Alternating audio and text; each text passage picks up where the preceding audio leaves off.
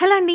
ఈరోజైతే మంచి కుకింగ్ రెసిపీతో వచ్చేసాననమాట. సో, చాలా ఈజీ కానీ చాలా మందికి ఫేవరెట్ కూడా. గోంగూరేసి ఏ నాన్ వెజ్ కూర వండినా సరే బ్రహ్మాండంగా ఉంటుంది పుల్ల పుల్లగా. అదే గోంగూరతో గోంగూర రొయ్యల కర్రీ అయితే చేయబోతున్నాననమాట. చాలా ఈజీయేనండి. కాకపోతే కొంచెం టైం టేకింగ్ అంతే. ముందైతే గోంగూరను శుభ్రంగా కట్ చేసేసుకుని, అది క్లీన్ చేసేసుకుని మగ్గబెట్టేసుకోవాలి పేస్ట్ లాగా. అలా మగ్గబెట్టిన గోంగూరని మిక్సీ పట్టుకోవాలి. అలా అని చెప్పి మెత్తగా కాదు, గచ్చాబచ్చగా పట్టుకుంటే సరిపోతుంది. నెక్స్ట్ వచ్చేసి ఆయిల్ వేసుకుని, ఆయిల్ బాగా హీట్ అయిన తర్వాత పచ్చిమిర్చి కరివేపాకు వేసుకోవాలి. అది ఫ్రై అయిన తర్వాత ఆనియన్స్ కూడా వేసుకుని బాగా మగ్గబెట్టుకోవాలి. మగ్గుతున్న ప్రాసెస్ లోనే కొంచెం పసుపు కూడా వేసుకోవాలన్నమాట. అది కాస్త ఫ్రై అయిన తర్వాత మనం తెచ్చుకుని శుభ్రం చేసుకున్న రొయ్యలు కూడా అందులో వేసేసుకోవాలి. రొయ్యలు ఎప్పుడైనా సరే డైరెక్ట్ గా కర్రీలో వేయకుండా ముందే కొంచెం పసుపు వేసుకుని ఉడకబెట్టుకుని పక్కన పెట్టుకుని అప్పుడు కర్రీలో వేసుకోండి. టేస్ట్ చాలా బాగుంటుంది. రొయ్యలు వేసి కొంచెం ఫ్రై అయిన తర్వాత అందులో ఉప్పు, కారం, గరం మసాలా కూడా వేసుకుని బాగా ఫ్రై చేసుకోవాలి. అది కాస్త ఫ్రై అయిన తర్వాత తగినంత వాటర్ కూడా వేసుకోండి. వాటర్ వేసుకున్న తర్వాత ఒక 5 మినిట్స్ సిమ్ లోనే కుక్ చేసుకోవాలి. 5 మినిట్స్ అయిన తర్వాత మనం మూత తీసుకుని మళ్ళీ మిక్స్ చేసుకుని ఈ గోంగూర అనేది అందులో వేసేసుకోవాలి.